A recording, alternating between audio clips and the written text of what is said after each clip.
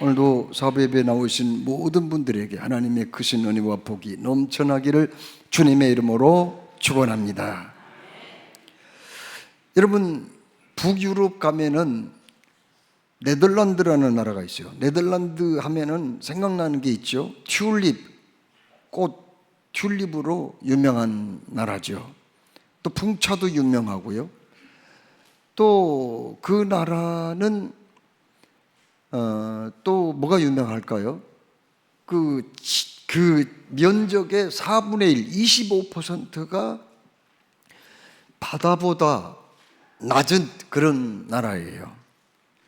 또 그 나라는 세계 최초로 안락사를 인정한 그런 나라이기도 합니다.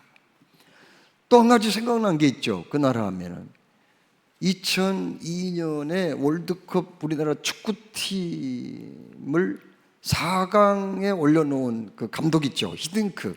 그 사람이 바로 네덜란드 사람이죠.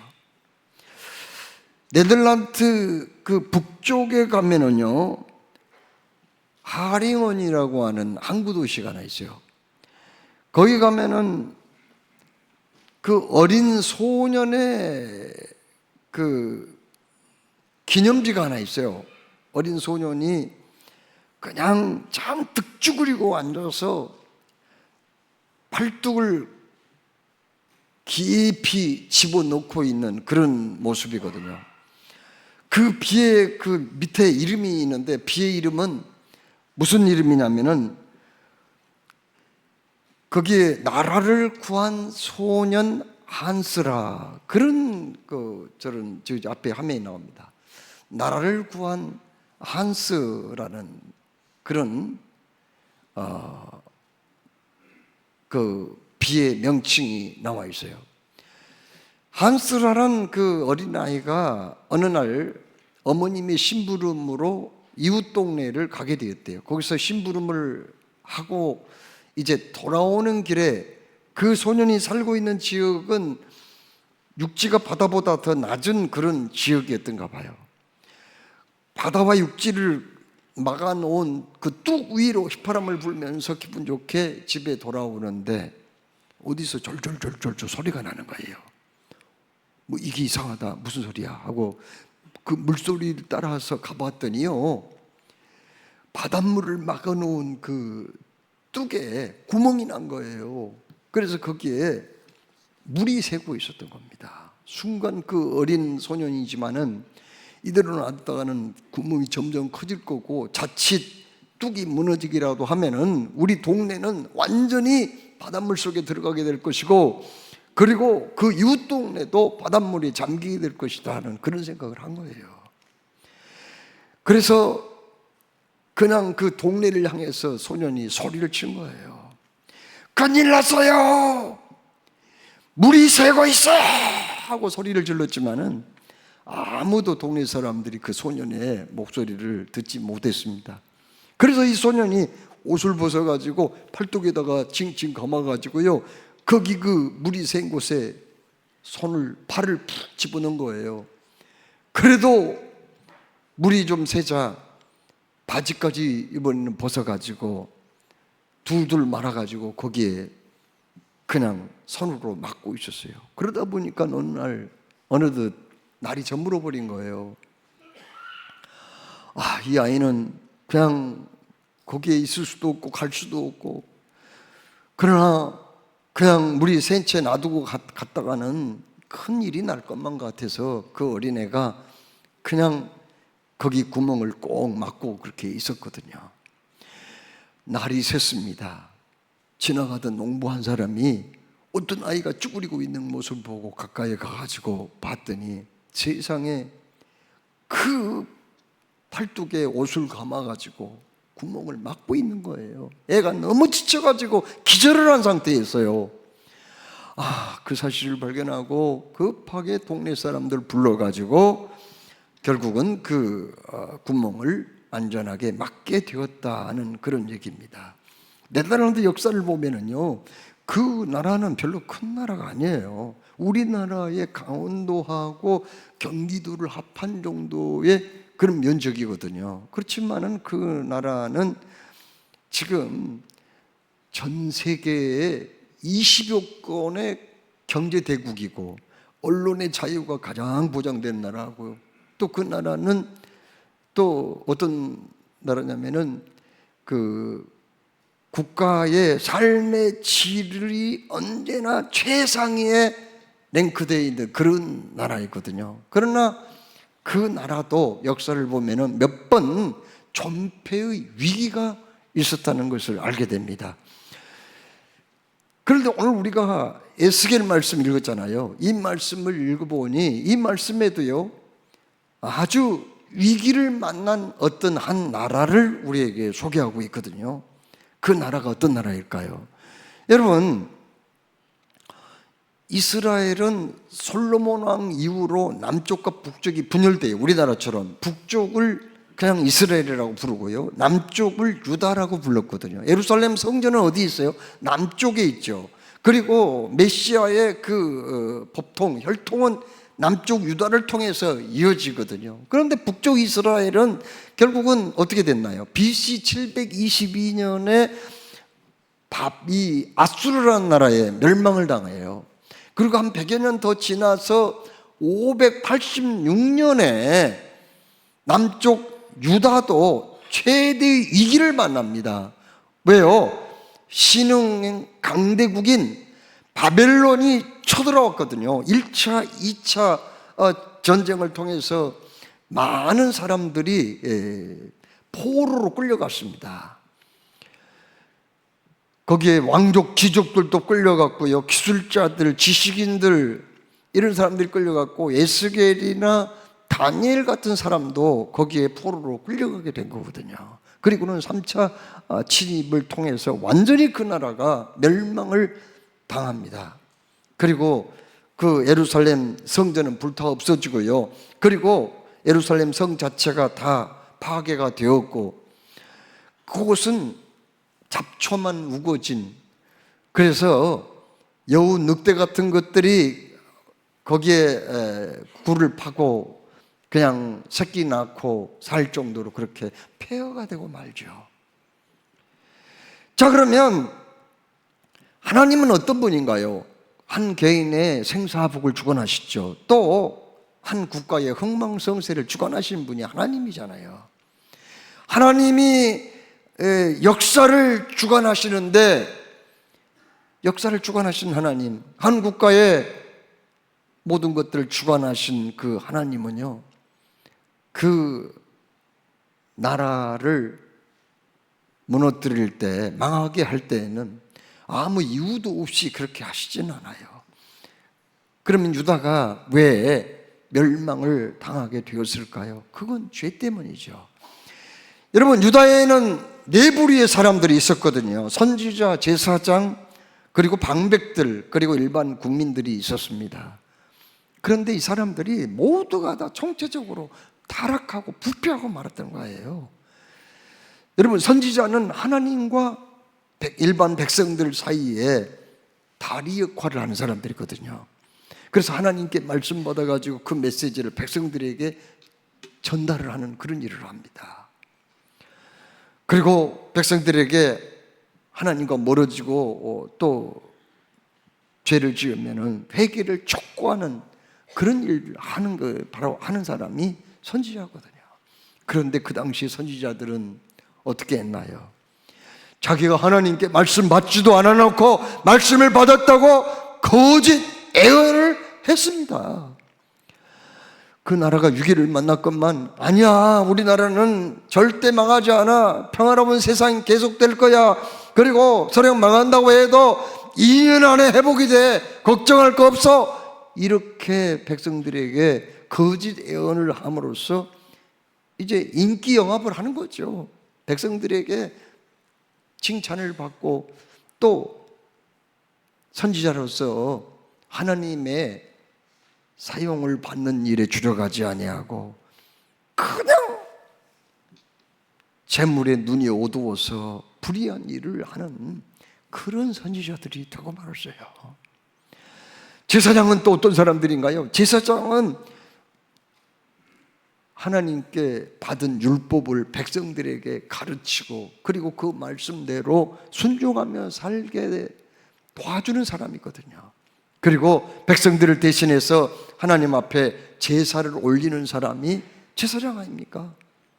그런데 이 사람들도 그것이 정한 것인지 부정한 것인지 구분을 못하고 거룩한 것인지 속된 것인지 구분을 못하고 그냥 형식적인 제사를 드리고 있었던 거예요. 이 사람들 참으로 불의한 짓을 많이 했습니다. 이 사람들은 하나님께서 보시기에 역겨워 토할 것 같은 그런 삶을 살았다고요. 그러면 방백들, 정치가죠, 정치가. 요즘 정치가들, 방백들은 또 어떻게 했나요? 이 방백들도요, 이 사람들은 공의와 그리고 정직이 생명이잖아요. 그런데 그렇게 하지 않았어요. 이 사람들 그냥 횡령하는 거, 부정으로 재물을 탐하고 그리고 힘없고 연약한 사람들을 억울하게 만들고 심지어 사람을 죽게 한 다음에도 양심의 가책을 느끼지 않을 만큼 그렇게 엉망이 되고 말았어요. 그럼 일반 백성들은 어떻게 됐을까요? 여러분, 윗물이 막지 않는데 아랫물이 맑을 수가 있을까요? 영적인 지도자들, 정치 지도자들이 엉망으로 생활을 하다 보니까 일반 백성들도 서로 물건 먹고 싸우고 시기질투하고 그리고 불법이 행행하고 이 세상 사회가 너무 불안한 가운데 살고 있었습니다. 그러니까 일반 백성들도요, 영적으로 타락하니까 윤리적으로 도덕적으로 타락할 수밖에 없었고 세상이 너무 어지럽게 되었다는 거예요. 그래서 결국은 어떻게 됐습니까? 하나님께서 유다는 멸망을 당할 수밖에 없다고 그렇게 말씀을 하신 거죠. 자, 그러면 유다가 이렇게 선지자, 제사장들이 타락했고요, 방백들, 정치가들이 부정부패를 그냥 일삼았고요, 힘없는 자들을 짓밟고 자기의 배나 채우는 그런 삶을 살아서 결국은 하나님의 진노를 받아 멸망할 수밖에 없었는데, 그러면 이것이 바로 타락하고 부패하고 죄를 범한 이것이 유다의 멸망의 원인의 전부일까요? 아닙니다. 그보다 더 중요한 직접적인 멸망의 원인이 하나 또 있다고 30절에 말씀을 했어요. 30절에 뭐라고 그랬습니까? 이 땅을 위하여 성을 쌓으며 성 무너진 데를 막아서서 나로 하여금 멸하지 못하게 할 사람을 내가 그 가운데서 찾다가 찾지 못하였으므로 내가 내 분노를 그들 위에 쏟으며 내 진노의 불로 멸하여 그들 행위대로 그들 머리에 보응하였느니라. 주 여호와의 말씀이니라. 이런 말씀이 있어요. 무슨 뜻이냐면요, 그렇게 하나님이 유다를 심판하시고 채찍을 내리치려고 할 때, 채찍을 내리치려고 할 때 누군가가 말리는 사람이 없었다는 거예요. 하나님도요, 사랑의 하나님이거든요. 어떤 사람이 그 아이가 손버릇이 나빠가지고 버릇을 고치려고 회초리를 갖다가 이 매를 때리는데, 종아리를 거두게 하고 회초리를 때리는데요, 이 사람이 아무리 자식을 그렇게 가르친다고 해도 감정이 개입되면 안 되잖아요. 그런데 때리다 보니까 막 너무 분노가 막 치솟는 거예요. 걷잡을 수 없는 분노가 막 치솟아가지고 이러다가는 애가 꼭 죽을 것만 같은데 또 인정사정 없이 자기가 때리고 있대요. 자기도 모르게. 그래가지고 그때 그런 생각이 들었대요. 이럴 때 애들 엄마가 왔으면 좋겠다. 좀 말려줬으면 좋겠다. 내가 그만 여기 멈추고 싶은데 감정이 제어가 안 되는 거예요. 그런데 하나님도요, 지금 그런 마음이에요. 어떤 마음이냐고요? 백성들에게 징계와 채찍을 내리쳐요. 지금 이제 그 폭삭하게 하고 전쟁으로 많은 사람들이 죽게 만들고 포로로 끌려가서 70년 동안 이제 고생을 하게 된단 말이에요. 그런데 이때쯤 누군가 좀 말려줬으면 좋겠어요. 그런데 누가 좀 말려주면은 좀 여기에서 멈추고 싶었거든요. 그런데 아무도 말리는 사람이 없었습니다. 여러분, 천안문 사태 아시잖아요. 대학생들, 젊은이들이 민주화 운동을 중국에서 했던 그런 일을 말입니다. 그때 세계 매스컴에서 가장 용기 있는 청년으로 부상한 한 사람이 있었습니다. 도저히 이 천안문 그 민주화 운동이 끝이 나지 않으니까요, 공산 정권에서 탱크를 동원해 가지고 다 밀어버리라고 명령이 떨어진 거예요. 그래서 천안문에 진입을 하는데 그때 여러분들도 다 보셨을 거예요, 그 장면을. 저도 그 장면 보면서 너무 막 전율이 오는 것 같더라고요. 어떤 한 젊은이가요, 탱크가 막 들어오는데 맨 앞에 탱크에서 딱 이렇게 팔을 벌리면서 막고 있는 거예요.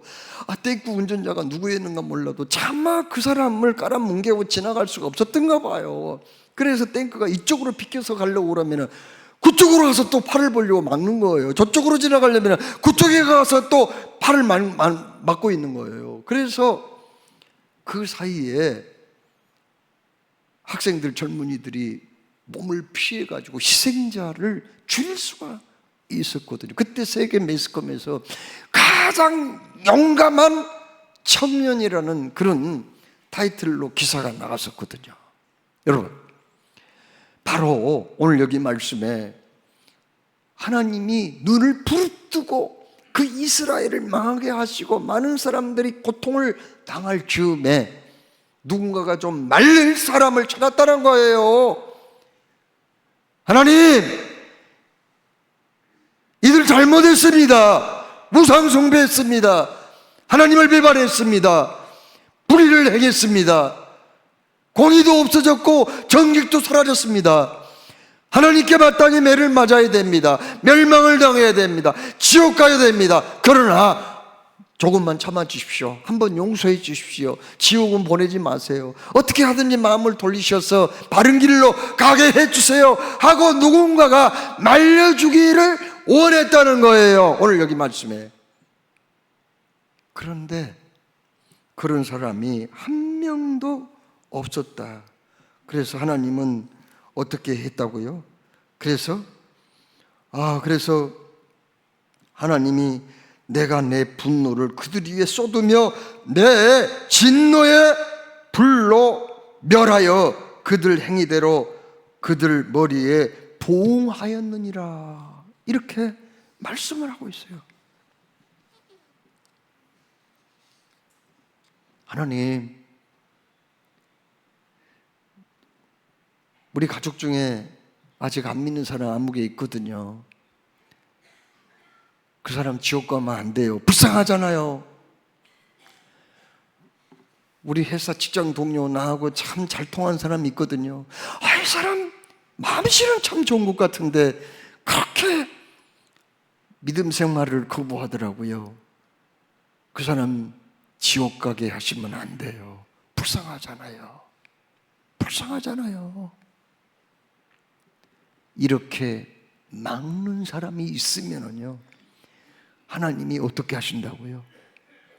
당신의 분노와 진노를 잠깐 멈추시겠다고 하는 그런 말씀이에요. 놀라운 말씀입니다. 잠깐 기다리시겠다고 하는 그런 말씀을 하고 계시거든요. 여러분, 성경을 보면은요, 그래서 어떻게 한다고 그랬어요? 바로 그렇게 하나님의 진노를 막는 그 사람, 기도를 통해서, 믿음을 통해서 막는 그 사람 있잖아요. 그 사람은, 그건 마치 그 사람을 위해서 성을 쌓아주는 사람과 같다, 그런 얘기를 하고 계세요. 30절이에요. 성을 쌓아주는. 무슨 얘기인가요? 이스라엘 백성들이 그 바벨론에서 포로로 생활하다가 고국에 돌아왔거든요. 그런데 성벽을 쌓지 못했어요. 성은 쌓는데 어떻게 성벽을 쌓지 못했어요. 그렇게 성벽이 없다 보니까 주변에 사마리아 사람들이나 이방인들이 자꾸 들어와가지고 좋은 물건 가져가 버리고 또 해치기도 하고 농사 지어놓으면 농작물까지 가져가네요. 참 기가 막혀요. 그래서 느헤미야가 어떡합니까? 위험을 무릅쓰고 방해를 무릅쓰고 그 성벽을 쌓는 작업을 하거든요. 그랬더니 성벽을 높이 튼튼하게 쌓아놓으니까 이것들이 이제 함부로 못 들어오는 거예요. 여러분, 내가 누군가의 영혼을 위해서 기도하고 하나님께 부탁하는 간구를 하면은요, 그것이요 성이 되고 성벽이 된단 말이에요. 그래서 함부로 마귀가 손대지 못하게 한단 말이에요. 왜 예수를 믿으려고 하지만 그렇게 어려움이 온 줄 아세요? 교회 못 갈 일이 생기는 줄 아세요? 그 마귀가 역사하는 경우가 많거든요. 그러나 그 사람을 위해서 누군가가 기도하고, 하나님 저 사람 꼭 구원하셔야 됩니다, 지옥 가게 하면 안 됩니다 부탁을 할 때 하나님이요 성을 만들어가지고 그 사람 거기에 보호해 주고요, 성곽을 쌓아가지고 원수들이 손 못 대게 한다는 그런 말씀을 하고 계세요. 둘째로 누군가를 위해서 기도하는 그 일은요, 성 무너진 데를 막아서는 일이라고 오늘 여기 30절에 말씀합니다. 다른 사람들을 위해서 기도하면은 그건 상대방의 그 성 무너진 데는 말은 약점이라는 말이에요. 사람마다 약점이 있고 마귀는 그걸 파고 들어가거든요. 그걸 넘어뜨리는 거예요. 그런데 그 사람을 위해서 기도하고 하나님께서 불쌍히 여겨주시라고 나아가면은, 간구하면은 마귀가 손대지 못하도록 그 사람의 성 무너진 데 약점을 막아준다는 거예요.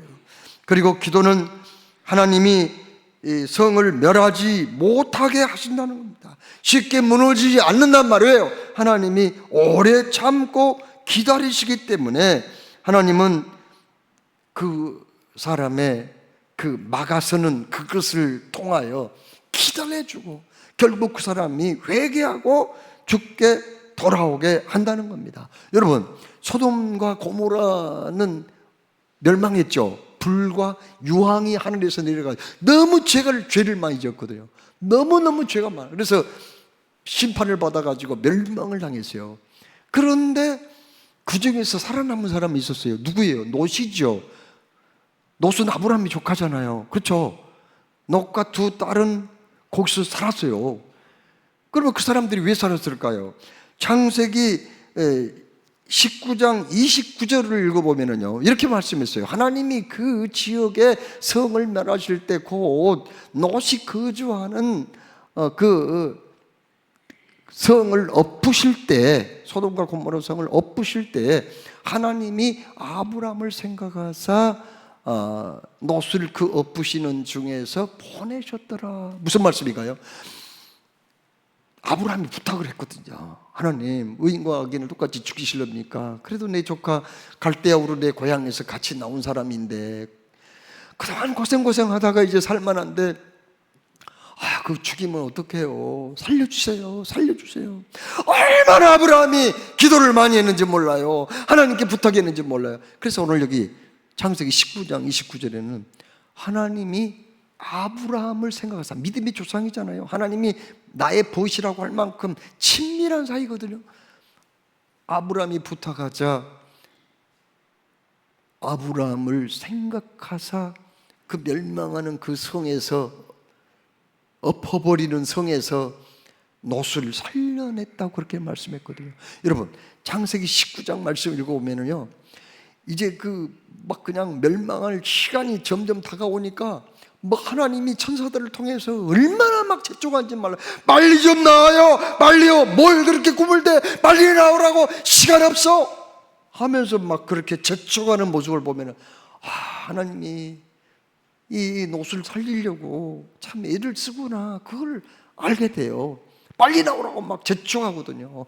그래 나중에는 더 그냥 놔둔 물건이 그렇게 아까워서 그러는지, 재물이 아까워서 그러는지, 뭐가 아까운지 몰라도 지체하니까요, 나중에는요 롯과 그 딸들의 손을 덜쩍 잡아가지고 막 끌고 가는 모습을 보게 돼요. 그래서 하나님 뭐라고 하는지 아세요? 롯한테 빨리 저 앞에 보이는 산 있지, 산까지 빨리 도망가라고, 지금 바빠, 시간 없어. 뭐 그러니까는 막 노시 막 헐레벌 떠가고 막 거기를 향해서 갑니다. 이제 거기까지 가야 안전하다고 하니까요. 가다가 보니까 이 노시 너무 운동을 안 했는지 평소에 나이가 좀 먹어서 그랬는지 막 헉헉거리면서 못 가는 거예요. 막 못 가요. 그래서 도저히 막 그냥 불안해요. 거기 가기 전에 불이 떨어지면 다 죽잖아요. 막 불안해가지고 뭐라고 한지 아세요? 아유, 하나님, 저기 산까지는 못 가겠어요. 너무 숨차가지고 못 가겠어요. 그러니까 거기 가기 전에 여기 가까운 저 소활성이라고 조그만 동네 있잖아요. 거기까지 가게 좀 해주세요. 거기까지 좀 가면은 안전하다고 좀 해주세요. 그러니까 처음에는 말씀을 안 하시다가 그래 알았다. 너 귀하게 살려준 건데 그러면 소활성까지 너 거기 들어갈 때까지 불 안 내릴게, 유황 안 내릴게. 참. 그래서 소활성에 딱 도착하자 다른 지역 소돔과 고모라 성은 다 불타 없어지고 옹기점 연기처럼, 옹기점 뭔지 아시죠? 옛날에 그 도자기 굽는 그 옹기점이요. 계속 24시간 하루 24시간 어쩔 때는 5일도 떼고 일주일도 불을 떼요. 연기가 얼마나 모락모락 올라가겠어요. 마치 소돔성이 불과 유황으로 멸망당하니까 옹기점의 연기처럼 그렇게 치솟아 올라갔는데, 그러나 소활성 들어간 그 노순 안전이에요. 딸도 안전이에요. 그런데 하나님이 소활성은 원래 멸망당하게 돼 있거든요. 그런데 노 때문에 소활성 사람들은 살아버렸어요. 다 안 죽고, 한 명도 안 죽고. 참 기가 막혀요. 그런데 롯이 누구 때문에 살았어요? 아브라함 때문에 산 거죠. 사실은 소활성 사람들은 롯 때문에 살고요. 그리고 아브라함 때문에 산 게 아니겠어요. 여러분, 이렇게 우리가 누군가를 위해서 기도하잖아요. 그러면 그 사람 쉽게 무너지지 않아요. 그 사람 쉽게 지옥 가지 않습니다. 하나님은 언제나 심판하시기 전에, 징계 내리시기 전에 그 사람을 본다 이거예요. 누구를 찾아요? 그 사람, 죄 지은 사람, 허물 많은 사람, 하나님 속속인 사람, 그 사람을 누군가가 부탁을 했는가 안 했는가, 그 사람을 위해서 기도하는 사람이 있는가 없는가를 보신다는 거예요. 눈을 부릅뜨고 보신다고 여기 말씀했잖아요. 이스라엘 백성들이 애굽에서 해방받아가지고 시내산까지 왔거든요. 하나님이 시내산에서 모세를 불렀어요. 왜요? 십계명과 율법을 주시기 위해서 40주 40야를 거기에서 하나님을 만나서 율법을 받고 있을 때 산에서는 어떤 일이 벌어졌나요? 아론과 그 백성들이 금무치를 모아가지고 금송아지를 만들어가지고 빙글빙글 돌고 춤추며 노래하며 이 금송아지가 우리를 애굽에서 건져낸 신이라고 하면서 우상숭배를 했죠. 하나님이 얼마나 화가 나셨는지 몰라요. 얼마나 진노한지 몰라요. 내가 이 백성들을 광야에서 다 쓸어버리라고 그랬어요.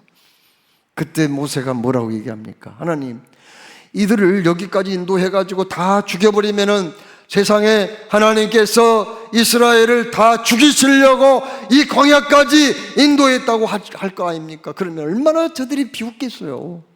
그러니 살려주십시오. 만약에 저들을 살려주시지 않으려면은 차라리 나를 하나님의 책에서 지워버려 주십시오까지, 그렇게까지 몸부림하며 사정을 하거든요. 그래서 결국은 하나님이 그들을 용서하고 살려주시거든요.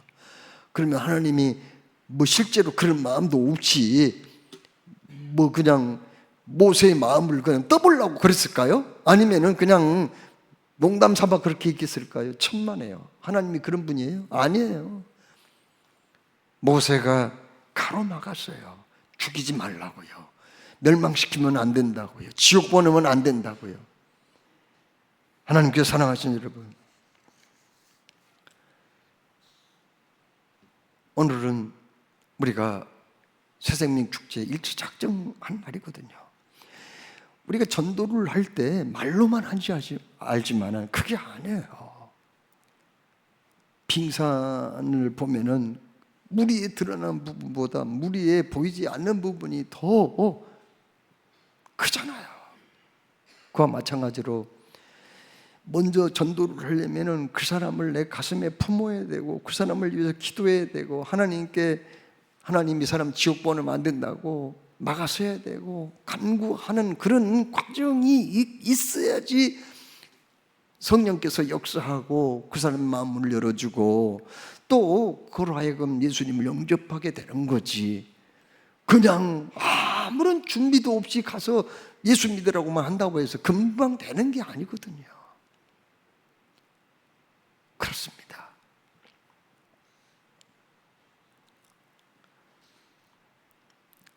그래서 오늘 하나님 우리에게 뭐라고 말씀해요?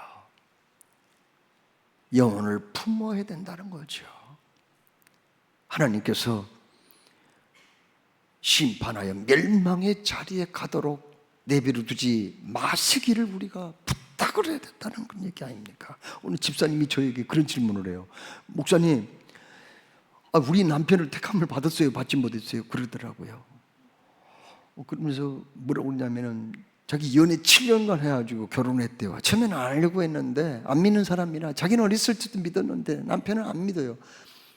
그래서 최종적으로 그랬대요. 자꾸 남편이 결혼식 하자고 그래서 당신 예수 믿으면 나는 하지만은 그렇지 않으면 안 한다. 그랬더니 나는 결혼해가지고 교회 잘 다니겠다고 그렇게 약속을 한 거예요. 그런데 웬걸요, 결혼하고 나서 서너 번 다니다가는 나자빠진 거예요. 그래서 15년이 됐는데 아직도 교회 안 나온대요. 그래서 이 남편이 하나님의 택함을 받았습니까? 못 받았습니까? 그렇게 묻는 거예요. 그래서 제가 오늘 말씀을 근거로 얘기해 준 거예요. 집사님이 남편을 포기했습니까? 안 했습니까? 그게 중요하다고. 남편의 영혼을 위해서 지금도 기도하고 하나님께 매달리고 부탁하고 그 영혼 버리시면 안 된다고, 지옥 가면 안 된다고, 천국 가야 된다고, 구원받아야 된다고 지금도 기도하고 있습니까? 아니면 포기했습니까? 이게 중요하다고. 집사님이 포기하지 않았다면 하나님도 포기하지 않았을 거예요. 여러분, 2차 대전이 끝나갈 무렵 미국은 원자폭탄을 만들어 가지고 이제 일본의 히로시마와 나가사키에 떨어뜨리려고 했거든요.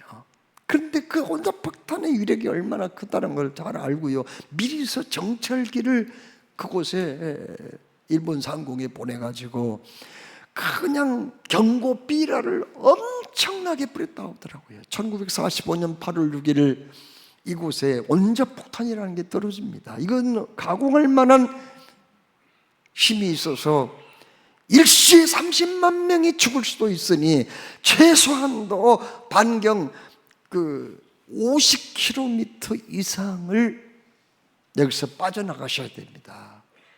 피신을 해야 됩니다. 이렇게 얘기를 했단 말이에요.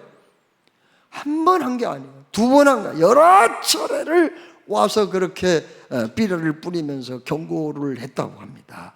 그런데 일본 사람들의 반응은 여러 가지였어요. 어떤 사람들은 저 미국 저것들이 전쟁이 이제 폐색이 짙으니까 우리에게 지금 공간 협박하는 거 아니야? 이런 사람이 있어. 어떤 사람은 또 이 세상에 아무리 발달했다고 한꺼번에 30만 명을 죽이는 폭탄이 어디가 있어?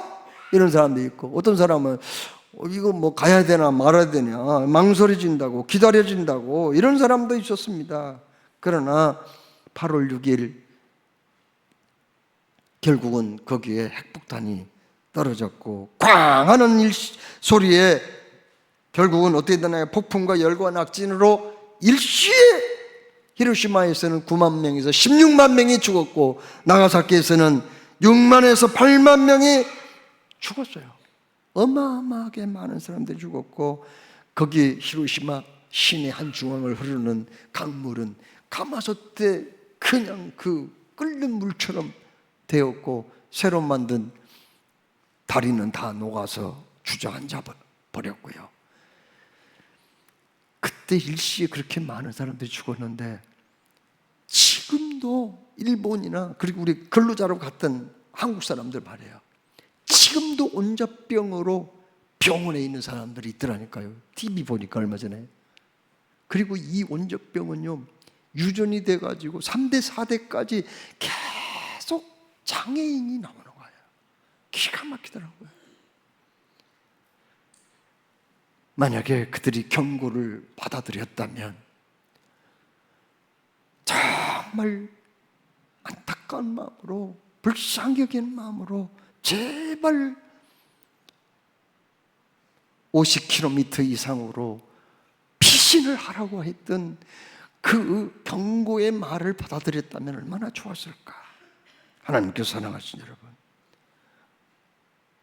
우리는 이 민족을 향한 하나님의 진노와 심판을 막아야 한다고 오늘 우리에게 말씀하세요. 그냥 구경만 하지 말고 내버려 두지 말고 저들을 불쌍히 여기는 마음으로 막아야 된다는 거예요. 우리 가족, 이웃, 친척, 친구 이들에게 임할 멸망과 심판을 누가 막아야 돼요? 우리가 막아야 된다는 거예요. 그걸 우리가 일단 막으면은 기도로 막고 권면으로 막고 전도로 막고 불쌍히 여기는 마음으로 막으면은 하나님도 그런 사람을 찾고 있었다는 거예요. 그래서 멸망을 시키지 않는다고 하는 거 아닙니까? 한 영혼을 살리기 위한 결단이 오늘 저와 여러분에게 있기를 주님의 이름으로 축원합니다. 사랑해 주님, 말씀을 주셔서 감사합니다. 주신 말씀 새기며 참으로 하나님의 마음을 우리가 깊이 좀 새겨 알게 하여 주시고 주님의 뜻대로 영혼 구원하는 일에 세상을 살리는 일에 동참하는 우리 모두가 되게 하여 주시옵소서. 주 예수님의 이름으로 기도드리옵나이다. 아멘.